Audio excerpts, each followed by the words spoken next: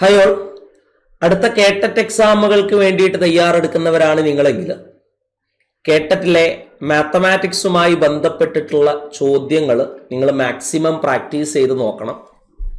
അപ്പം നമ്മൾ കഴിഞ്ഞ കുറച്ച് ക്ലാസ്സുകളിലായിട്ട് കുറേ എക്സാമ്പിൾസും കുറേ ടോപ്പിക്കുകളൊക്കെ ഡിസ്കസ് ചെയ്തിട്ടുണ്ടായിരുന്നു. ഇന്ന് നമ്മൾ കേട്ടറ്റ് മാത്തമാറ്റിക്സിൻ്റെ സിലബസിൽ ഉൾപ്പെട്ടിട്ടുള്ള പുതിയൊരു ടോപ്പിക്കിനെ കുറിച്ച് പറയാം.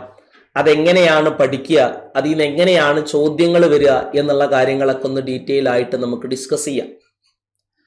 അപ്പോൾ നമ്മൾ ഇന്ന് പറയുന്നത് സമയം, ദൂരം, വേഗത അല്ലെങ്കിൽ ടൈം ആൻഡ് ഡിസ്റ്റൻസ് എന്ന് പറയുന്ന ഒരു ടോപ്പിക്ക് കേട്ടറ്റ് കാറ്റഗറി 2ന്റെ സിലബസിൽ എടുത്ത് പറയുന്നുണ്ട്. ആ ടോപ്പിക്കിൽ ഉൾപ്പെട്ടിട്ടുള്ള കാര്യങ്ങൾ the concept of average speed, relation between time, distance and average speed, finding average speed of trips done in two parts in various cases such as when the distance in both parts are equal and when the time for both parts are the same. അങ്ങനെയൊക്കെയാണ് സിലബസിൽ എടുത്ത് പറഞ്ഞിട്ടുള്ളതെങ്കിലും സാധാരണ general PSC ലെവലിൽ time and ഡിസ്റ്റൻസിൽ ചോദിക്കുന്ന ഒരുവിധപ്പെട്ട ചോദ്യങ്ങളെല്ലാം ഈ time and distance എന്ന് പറയുന്ന കേട്ടറ്റിന്റെ question പേപ്പേഴ്സിൽ കാണാറുണ്ട്. ടൈം ആൻഡ് ഡിസ്റ്റൻസിൽ മെയിനായിട്ട് പഠിക്കാനുള്ളത് സമയം, ദൂരം, വേഗത, ടൈം, ഡിസ്റ്റൻസ്, സ്പീഡ്, ഈ മൂന്ന് കാര്യങ്ങളും തമ്മിലുള്ള ബന്ധത്തെ പ്രസ്താവിക്കുന്ന രീതിയിലുള്ള ചോദ്യങ്ങളാണ് നമുക്ക് എക്സ്പെക്ട് ചെയ്യേണ്ടത്. അത് പല രീതിയിൽ അങ്ങോട്ട് തിരിച്ചും മറിച്ചൊക്കെ ചോദിക്കാറുണ്ട്. അതിൽ ഒരുപാട് കുട്ടികൾക്ക് തെറ്റ് പറ്റാറുണ്ട്. കാരണം ഇതിൽ യൂണിറ്റുകളൊക്കെ കുറച്ച് ഇമ്പോർട്ടൻ്റ്. യൂണിറ്റുകൾ ചോദ്യത്തിലുള്ള യൂണിറ്റ് ആവില്ല ചിലപ്പോൾ ഓപ്ഷനിൽ ഉണ്ടാവുക, ഓപ്ഷനിലുള്ള യൂണിറ്റ് ആവില്ല ചോദ്യത്തിൽ ഉണ്ടാവുക. അപ്പൊ യൂണിറ്റുകൾ ഒരുപോലെ ആക്കിയിട്ടൊക്കെ മാറ്റിയിട്ട് ചെയ്യേണ്ടി വരും. അതൊക്കെ കുറച്ചധികം ശ്രദ്ധിക്കണം ഈ ഭാഗത്ത്. അപ്പൊ ടൈം ആൻഡ് ഡിസ്റ്റൻസ് എന്ന് പറയുന്ന ടോപ്പിക്ക് പൊതുവെ പഠിക്കാൻ എളുപ്പമൊക്കെ തന്നെയാണ്, പക്ഷെ ചോദ്യങ്ങൾ ചെയ്യുമ്പോൾ തെറ്റാനുള്ള സാധ്യത കൂടുതൽ ഉണ്ടായിരിക്കും. അതുകൊണ്ട് ശ്രദ്ധിക്കണം. ഈ ടൈം ആൻഡ് ഡിസ്റ്റൻസ് എന്ന് പറയുന്ന ഭാഗത്തിൽ തന്നെ ട്രെയിൻ പ്രോബ്ലങ്ങൾ അല്ലെങ്കിൽ ട്രെയിൻ ചോദ്യങ്ങൾ എന്ന് പറയുന്ന ടൈപ്പിലുള്ള ചോദ്യങ്ങൾ വരാറുണ്ട്. അതൊക്കെ അത്യാവശ്യം ഇമ്പോർട്ടന്റ് ആയിട്ട് കുറേ തവണ ചോദിച്ചിട്ടുണ്ട്. സിലബസിൽ നിങ്ങൾ കാണൂല, പക്ഷെ അതൊക്കെ എന്ത് ചെയ്യേണ്ടി വരും, പഠിക്കേണ്ടി വരും. ക്വസ്റ്റ്യൻ പേപ്പറിൽ അതൊക്കെ കാണും. അതാണ് പ്രത്യേകത. അപ്പൊ തുടങ്ങാം. എങ്ങനെയാണ് ടൈം ആൻഡ് ഡിസ്റ്റൻസ് പഠിക്കുക എന്നുള്ള കാര്യം ഞാൻ പറഞ്ഞുതരാം. ടൈം ആൻഡ് ഡിസ്റ്റൻസിന്റെ ബേസിക് ആയിട്ടുള്ള ഇക്വേഷൻ എന്ന് പറഞ്ഞാൽ സ്പീഡ് സമം ഡിസ്റ്റൻസ് ഡിവൈഡഡ് ബൈ ടൈം എന്നുള്ളതാണ്. ഇത് നിങ്ങൾ പണ്ട് ഫിസിക്സിൽ പഠിച്ചു വെച്ചിട്ടുണ്ടായിരുന്ന ഒരു കോൺസെപ്റ്റ് ആയിരിക്കും. സ്പീഡ് എന്ന് പറഞ്ഞാൽ ഡിസ്റ്റൻസ് ബൈ ടൈമാണ്. അതായത് വേഗത സമം ദൂരം ബൈ സമയം എന്ന് നിങ്ങൾ പഠിച്ചിട്ടുണ്ടായിരിക്കും. Speed distance by time. ഇതിൽ നിന്ന് തന്നെ ഡിസ്റ്റൻസിന്റെ ഇക്വേഷനും ടൈമിന്റെ ഇക്വേഷനൊക്കെ ഉണ്ടാക്കാം. പക്ഷെ പല സമയത്തും കുട്ടികൾക്ക് അത് കൺഫ്യൂഷൻ അടിച്ച് മാറിപ്പോവാറുണ്ട്. സ്പീഡ് എന്ന് പറഞ്ഞാൽ ഡിസ്റ്റൻസ് ബൈ ടൈം ആണോ, ടൈം ബൈ ഡിസ്റ്റൻസ് ആണോ, അല്ലെങ്കിൽ ഡിസ്റ്റൻസ് എന്ന് പറഞ്ഞാൽ സ്പീഡ് ബൈ ടൈം ആണോ, സ്പീഡ് ഇൻറ്റു ടൈം ആണോ, അങ്ങനെ പല രീതിയിലുള്ള ഡൗട്ടുകൾ ഉണ്ടാവാറുണ്ട്. അപ്പൊ ആദ്യം നിങ്ങൾ ഈ മൂന്ന് സാധനങ്ങളും തമ്മിലുള്ള ബന്ധം കറക്റ്റ് ആയിട്ട് ഉറപ്പിച്ച് പഠിച്ചു വെക്കണം. ഇത് മൂന്നും തമ്മിലുള്ള ബന്ധം തെറ്റാതെ പഠിച്ചു വെക്കാനായിട്ട് നമ്മൾ സാധാരണ ഒരു ട്രയാങ്കിളിന്റെ അകത്താക്കിയിട്ട് ഇയാളെ പറയാറുണ്ട്. ആ ട്രയാങ്കിളിനെ വിളിക്കുന്ന പേര് DST ട്രയാങ്കിൾ എന്നാ വിളിക്കുക. അതായത് ഒരു ട്രയാങ്കിൾ വരയ്ക്കുക. ആ ട്രയാങ്കിളിന്റെ ഉള്ളിൽ ഇങ്ങനെ മൂന്ന് കമ്പാർട്ട്മെന്റുകൾ ഇടുക. മുകളിൽ D എഴുതുക. D എന്ന് പറഞ്ഞാൽ ഡിസ്റ്റൻസ്, ദൂരത്തിനെയാണ് റെപ്രസെന്റ് ചെയ്യുന്നത്. താഴെ S സ്പീഡ്, ഇവിടെ T ടൈം. ഈ ഒരു ട്രയാങ്കിൾ നിങ്ങൾക്ക് ഓർത്തു വെക്കാൻ പറ്റുമെങ്കിൽ ഡിയും എസും ടിയും തമ്മിലുള്ള കണക്ഷൻ തെറ്റാതെ ഓർമ്മയിലേക്ക് കൊണ്ടുവരാം. ഈ ട്രയാങ്കിളിനെ നമ്മൾ വിളിക്കുന്ന പേര് DST ട്രയാങ്കിൾ. എങ്ങനെയാ പഠിക്കാം? സ്പീഡ് എന്ന് പറഞ്ഞാൽ ദാ ഇവിടെ തന്നെയുണ്ട് ഡിസ്റ്റൻസ് ബൈ ടൈം. ടൈം കാണാനുള്ള ഇക്വേഷൻ ഡിസ്റ്റൻസ് ബൈ സ്പീഡ്.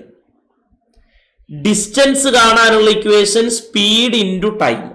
ഈ മൂന്ന് ഇക്വേഷനും അതിൽ നിന്ന് തന്നെ നമുക്ക് കിട്ടും. ഒന്നും കൂടെ DST ട്രയാങ്കിൾ വരച്ചു നോക്കിയാൽ ഡിസ്റ്റൻസും ടൈമും സ്പീഡും തമ്മിലുള്ള ബന്ധം നിങ്ങൾക്ക് കറക്റ്റായിട്ട് തെറ്റാതെ പറയാൻ പറ്റും. സ്പീഡ് എന്ന് പറഞ്ഞാൽ ഡിസ്റ്റൻസ് ബൈ ടൈം, ടൈം എന്ന് പറഞ്ഞാൽ ഡിസ്റ്റൻസ് ബൈ സ്പീഡ്, ഡിസ്റ്റൻസ് എന്ന് പറഞ്ഞാൽ സ്പീഡ് ഇൻറ്റു ടൈം. അതിവിടെ ഞാൻ കൊടുക്കുന്നുണ്ട്. ഇതാണ് ആ മൂന്ന് ഇക്വേഷൻസ്. ഓക്കെ. അപ്പൊ സ്പീഡ്, ഡിസ്റ്റൻസ്, ടൈം ഇവ തമ്മിലുള്ള ബന്ധം നമുക്ക് കറക്റ്റ് ആയിട്ട് കിട്ടി. ആ ബന്ധം നമുക്കൊന്നും കൂടെ ഒന്ന് എഴുതി നോക്കാം, ഉറപ്പിക്കാം. സ്പീഡ് കാണാനുള്ള ഇക്വേഷൻ ആ ട്രയാങ്കിൾ നോക്കി എഴുതാൻ നോക്ക്. ഡിസ്റ്റൻസ് ബൈ ടൈം ആണ് സ്പീഡ് കാണാനുള്ള ഇക്വേഷൻ. ഇനി ടൈം കാണാനുള്ള ഇക്വേഷൻ എന്താ? അത് ഡിസ്റ്റൻസ് ബൈ സ്പീഡ് ആണ് ടൈം കാണാനുള്ള ഇക്വേഷൻ. ഇനി ഡിസ്റ്റൻസ് കാണാനുള്ള ഇക്വേഷൻ എന്താ? ഡിസ്റ്റൻസ് കാണാനുള്ള ഇക്വേഷൻ സ്പീഡ് ഇൻറ്റു ടൈം ആണ്. ഈ 3 ഇക്വേഷൻസ് ആണ് നിർബന്ധമായിട്ടും നിങ്ങളുടെ കയ്യിൽ വേണ്ടത്.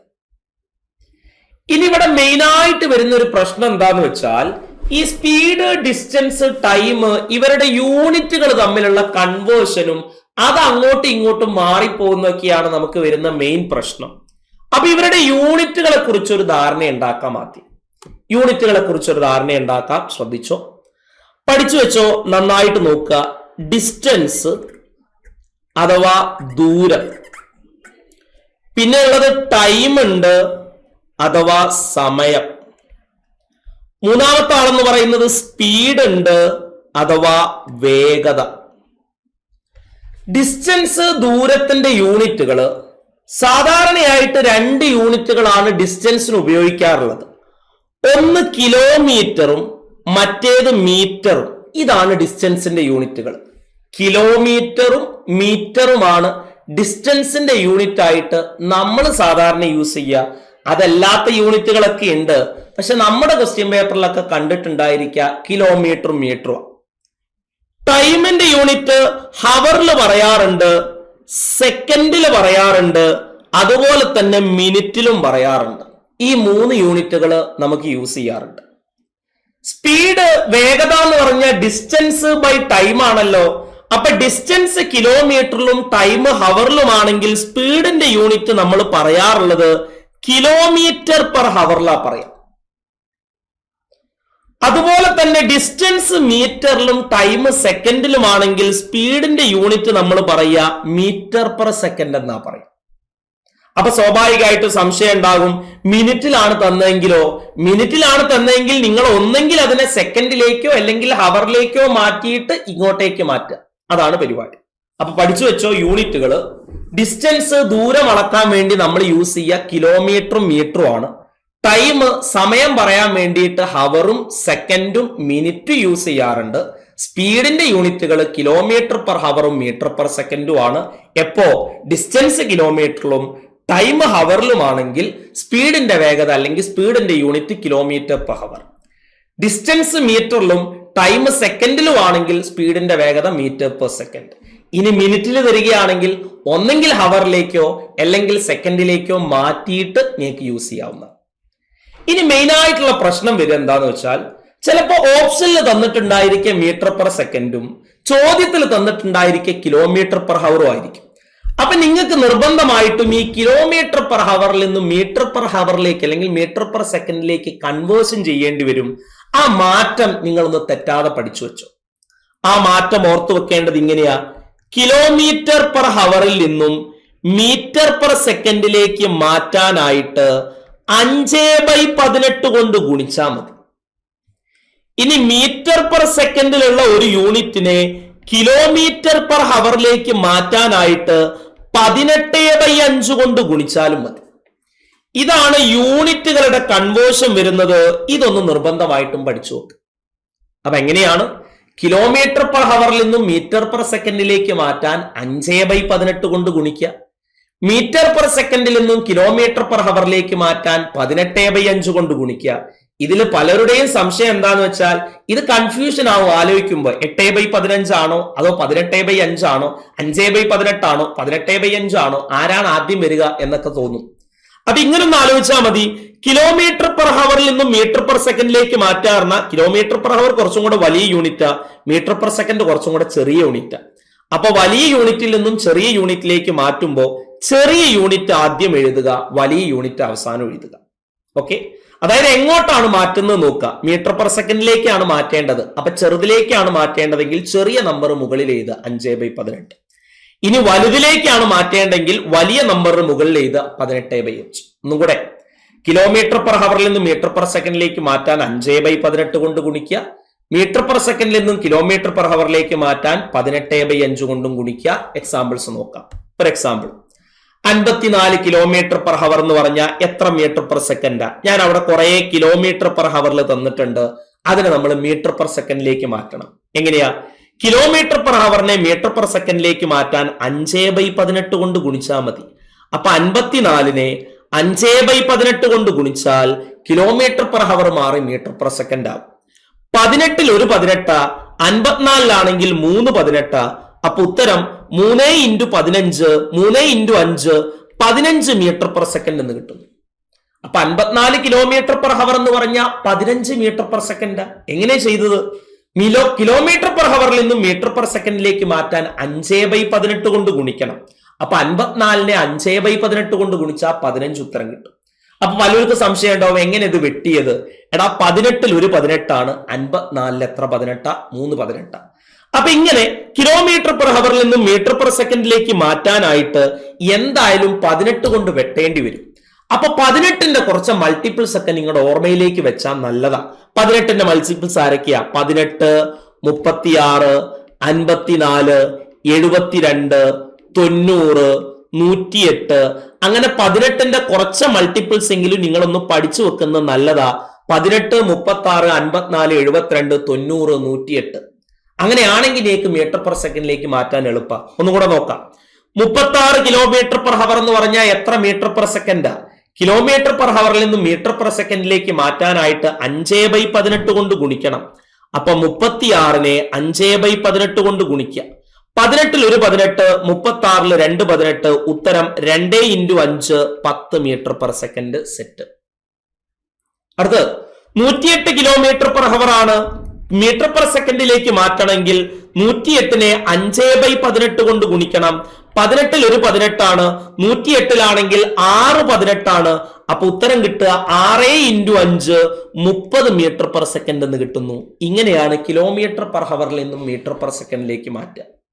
ഇനി തിരിച്ചോ, മീറ്റർ പെർ സെക്കൻഡിൽ നിന്നും കിലോമീറ്റർ പെർ ഹവറിലേക്ക് മാറ്റാൻ 18/5 കൊണ്ട് ഗുണിക്കുക ചെയ്യുക. 100 മീറ്റർ പെർ സെക്കൻഡ് എന്ന് പറഞ്ഞാൽ 100 × 18/5. 5 ഒരു 5, 100 എത്ര 5? 25. 20 × 18 360 കിലോമീറ്റർ പെർ ഹവർ എന്നാ കിട്ടുക. അപ്പൊ 100 മീറ്റർ പെർ സെക്കൻഡ് എന്ന് പറഞ്ഞാൽ 360 kilometre per hour. 25 metre per second എത്രയാ? മീറ്റർ പെർ സെക്കൻഡിനെ കിലോമീറ്റർ പെർ ഹവറിലേക്ക് മാറ്റാനായിട്ട് 18/5 കൊണ്ട് ഗുണിക്കണം. 5 ഒരു 5, 25 5 5. 5 × 18 എത്രയാ കിട്ടുക? 18 5 90 90 കിലോമീറ്റർ പെർ ഹവർ എന്ന് കിട്ടും. എളുപ്പല്ലേ? 50 metre per second kilometre per ഹവറിലേക്ക് മാറ്റാൻ 50 × 18/5 ചെയ്യുക. 5 ഒരു 5, 50 15. ഉത്തരം 10 × 18 180 കിലോമീറ്റർ പെർ ഹവർ. അപ്പൊ ഇങ്ങനെയാണ് യൂണിറ്റ് കൺവേർഷൻ നടത്തുക. ഇത് നന്നായിട്ട് ഓർമ്മ വേണം. അപ്പൊ മറക്കണ്ട, കിലോമീറ്റർ പെർ ഹവറിൽ നിന്നും മീറ്റർ പെർ സെക്കൻഡിലേക്ക് മാറ്റാൻ 5/18 കൊണ്ട് ഗുണിക്കുക. മീറ്റർ പെർ സെക്കൻഡിനെ കിലോമീറ്റർ പെർ ഹവറിലേക്ക് മാറ്റാനായിട്ട് 18/5 കൊണ്ടും ഗുണിക്കുക. ഈ കാര്യം ഒന്ന് നന്നായിട്ട് മനസ്സിലാക്കി വെക്കുക. ഇനി നമുക്ക് ചോദ്യങ്ങൾ ചെയ്തു നോക്കാം. ഇത് ലേറ്റസ്റ്റ് ആയിട്ട് കേട്ടറ്റിന്റെ പ്രീവിയസ് ഇയർ ക്വസ്റ്റ്യൻ പേപ്പറിൽ ഉണ്ടായിരുന്ന ചോദ്യം. ഒരു നീന്തൽ താരം 200 മീറ്റർ വീതിയുള്ള പുഴ 5 മിനിറ്റ് സമയം കൊണ്ട് നീന്തി കടക്കുന്നു. അയാളുടെ വേഗം കിലോമീറ്റർ പെർ ഹവറിൽ എത്രയാണ്? അവ തുടങ്ങാം. ഒരു നീന്തൽ താരം 200 മീറ്റർ വീതിയുള്ള പുഴ, അതായത് അയാൾ സഞ്ചരിക്കേണ്ട ദൂരം 200. ഡിസ്റ്റൻസ് കിട്ടിയിട്ടുണ്ട് എത്ര മീറ്റർ? 200 മീറ്റർ ആണ് അവിടുത്തെ ഡിസ്റ്റൻസ്. ഇത് കടക്കാൻ 5 സമയം എടുത്തു. ടൈം കിട്ടിയിട്ടുണ്ട് 5 മിനിറ്റ്. അവിടെ ശ്രദ്ധിക്കണം, ഡിസ്റ്റൻസ് മീറ്ററിലാണെങ്കിൽ ടൈം നിങ്ങൾ സെക്കൻഡിലാക്കണം. യൂണിറ്റിന്റെ സമയത്ത് ഞാൻ പറഞ്ഞിട്ടുണ്ട്. ഡിസ്റ്റൻസ് കിലോമീറ്ററിലാണെങ്കിൽ ടൈം ഹവറിലും സ്പീഡ് കിലോമീറ്റർ പെർ ഹവറിലും ആകണം. ഡിസ്റ്റൻസ് മീറ്ററിലാണെങ്കിൽ ടൈം നിങ്ങൾ സെക്കൻഡിലേക്ക് മാറ്റണം, സ്പീഡ് മീറ്റർ പെർ സെക്കൻഡും ആകണം. അപ്പൊ മിനിറ്റിലാണെങ്കിൽ ഒന്നെങ്കിൽ ഹവറിലേക്കോ അല്ലെങ്കിൽ സെക്കൻഡിലേക്കോ മാറ്റുക. ഡിസ്റ്റൻസ് മീറ്ററിലാണെങ്കിൽ സെക്കൻഡിലേക്ക് മാറ്റുക, ഡിസ്റ്റൻസ് കിലോമീറ്ററിലാണെങ്കിൽ ഹവറിലേക്ക് മാറ്റുക. ഇവിടെ ചോദ്യത്തിൽ തന്നിട്ടുള്ളത് മിനിറ്റാ, ഡിസ്റ്റൻസ് മീറ്ററിലാ. അപ്പൊ നിങ്ങൾ സെക്കൻഡിലേക്ക് മാറ്റുക. 5 മിനിറ്റ് എന്ന് പറഞ്ഞാൽ എത്ര സെക്കൻഡാ? 1 മിനിറ്റ് 60 സെക്കൻഡാ. അപ്പൊ 5 മിനിറ്റ് 5 × 60 300 സെക്കൻഡ് ആണ് 5 മിനിറ്റ് വരിക. അപ്പൊ ടൈം കിട്ടി 300 സെക്കൻഡ്, ഡിസ്റ്റൻസ് കിട്ടി 200 മീറ്റർ. നമുക്ക് കാണേണ്ടത് സ്പീഡാണ്. സ്പീഡ് കാണാനുള്ള ഇക്വേഷൻ ഡിസ്റ്റൻസ് ബൈ ടൈം ആണ്. ഡിസ്റ്റൻസ് എന്ന് പറഞ്ഞാൽ 200 ആണ്, ബൈ ടൈം എന്ന് പറഞ്ഞാൽ 300 ആണ്. 0 വെട്ടിയ 2/3 മീറ്റർ പെർ സെക്കൻഡ് എന്ന് കിട്ടുന്നുണ്ട്. അപ്പൊ സ്പീഡ് കിട്ടി 2/3 മീറ്റർ പെർ സെക്കൻഡ്. പക്ഷെ നിങ്ങൾ ഓപ്ഷനിൽ നോക്കുമ്പോ ആ 2/3 നിങ്ങൾ കാണൂല. അതെന്താ പ്രശ്നം? നമുക്ക് കിട്ടിയ സ്പീഡ് മീറ്റർ പെർ സെക്കൻഡിലാ, അതിനെ നമ്മൾ കിലോമീറ്റർ പെർ ഹവറിലേക്ക് മാറ്റണം. മീറ്റർ പെർ സെക്കൻഡിനെ കിലോമീറ്റർ പെർ ഹവറിലേക്ക് മാറ്റാന് എന്തുകൊണ്ടാ ഗുണിക്കേണ്ടത്? 18/5 കൊണ്ട് ഗുണിക്കണം. ഗുണിച്ചോക്കാം. 3ൽ 1 3 ആണ്, 18ല് 6 3. 2 6 12 മുകളിലും താഴെ 5. 5 കൊണ്ട് ഹരിക്കാൻ ഒരു എളുപ്പവഴിയുണ്ട്. മുകളിലുള്ള സംഖ്യയുടെ ഡബിൾ ചെയ്ത 12ന് ഡബിൾ 24. എന്നിട്ട് ഒരു സ്ഥാനം കഴിഞ്ഞ് പോയിന്റ് ഇട്ട് കൊടുക്കുക. ഉത്തരം 2.4 kilometre per hour. Option D is the right answer. ഇത് കേട്ടറ്റിന്റെ 2025 ക്വസ്റ്റ്യൻ പേപ്പറിൽ ഉണ്ടായിരുന്ന ചോദ്യ. ഇങ്ങനെയാണ് ഡിസ്റ്റൻസ് ആൻഡ് ടൈമിലെ ചോദ്യങ്ങൾ വരിക. ഒന്നും കൂടെ പറയാം, ശ്രദ്ധിച്ചു. Distance 200 metre, time 5 minute. അവിടുന്ന് പണി തുടങ്ങാം. ഡിസ്റ്റൻസ് മീറ്ററിലാണെങ്കിൽ ടൈം സെക്കൻഡിലേക്ക് മാറ്റുക. 5 മിനിറ്റ് എന്ന് പറഞ്ഞാൽ എത്ര സെക്കൻഡാ? 1 മിനിറ്റ് 60 സെക്കൻഡ്. അപ്പൊ 5 മിനിറ്റ് 5 × 60 300 സെക്കൻഡ്. അപ്പൊ ഡിസ്റ്റൻസും ടൈമും കിട്ടി. ഇനി കാണേണ്ടത് സ്പീഡാ. സ്പീഡ് കാണാൻ distance by time 200/300 2/3 unit metre per second. പക്ഷെ നമുക്ക് വേണ്ടത് കിലോമീറ്റർ പെർ ഹവറാണ്. മീറ്റർ പെർ സെക്കൻഡിനെ കിലോമീറ്റർ പെർ ഹവറിലേക്ക് മാറ്റാൻ 18/5 കൊണ്ട് ഗുണിക്കണം. 3ൽ 1 3, 18ൽ 6 3, 2 6 12, താഴെ 5. 5 കൊണ്ട് ഹരിക്കാൻ ഒരു എളുപ്പവഴിയുണ്ട്. മുകളിലുള്ള സംഖ്യയുടെ ഡബിൾ എടുക്കുക, ഒരു സ്ഥാനം കഴിഞ്ഞ് പോയിന്റ് ഇട്ട് കൊടുക്കുക. 12ന്റെ ഡബിൾ 24, ഒരു സ്ഥാനം കഴിഞ്ഞ് പോയിന്റ് ഇട്ട് കൊടുത്ത 2.4. ഉത്തരം ഓപ്ഷൻ ഡി. സെറ്റ് അല്ലേ? ക്ലിയർ? അടുത്ത ചോദ്യം. ഒരു ട്രെയിൻ 30 കിലോമീറ്റർ ദൂരം സഞ്ചരിക്കാൻ 20 മിനിറ്റ് സമയമെടുത്തു എങ്കിൽ ഈ ട്രെയിനിന്റെ വേഗം കിലോമീറ്റർ പെർ ഹവറിൽ എത്ര? പ്രീവിയസ് ഇയർ ക്വസ്റ്റ്യൻ ആ കേട്ടിട്ടുണ്ട്. തുടങ്ങാം. ട്രെയിനിന്റെ ദൂരം ഡിസ്റ്റൻസ് തന്നിട്ടുണ്ട്. എത്രയാണ് ഡിസ്റ്റൻസ് തന്നിട്ടുള്ളത്? 30 കിലോമീറ്റർ. സമയം ടൈം തന്നിട്ടുണ്ട് 20 മിനിറ്റ്. അവിടെ തന്നെ നമ്മൾ പണി തുടങ്ങണം. ഡിസ്റ്റൻസ് കിലോമീറ്ററിലാണെങ്കിൽ ടൈം നിങ്ങൾ ഹവറിലേക്ക് മാറ്റണം. മിനിറ്റിനെ ഹവറിലേക്ക് മാറ്റാൻ 60 കൊണ്ട് ഡിവൈഡ് ചെയ്താൽ മതി. അപ്പൊ 20 മിനിറ്റ് എന്ന് പറഞ്ഞാൽ 20/60 ഹവറ. 0 വെട്ടി. 2ൽ 1 2 ആണ്, 6ൽ 3 2 ആണ്. അപ്പോ 1/3 ഹവർ ആണ് സമയം. ഇനി സ്പീഡ് കാണണം. സ്പീഡ് കാണാനുള്ള equation distance by time. Distance 30 ആണ്, ബൈ ടൈം എത്രയാ? 1/3.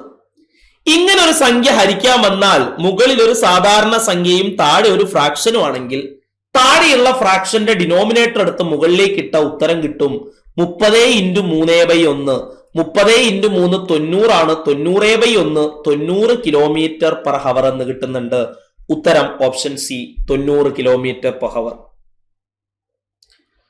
90 കിലോമീറ്റർ പെർ ഹവർ ഉത്തരം കിട്ടുന്നുണ്ട്. ഇതാണ് പരിപാടി. ഒന്നും കൂടെ കാണിക്കാം, ജസ്റ്റ് ഒന്ന് ശ്രദ്ധിച്ചോ. ഒരു തവണ കൂടെ ഞാനൊന്ന് പറയാം, നന്നായിട്ട് നോക്ക്.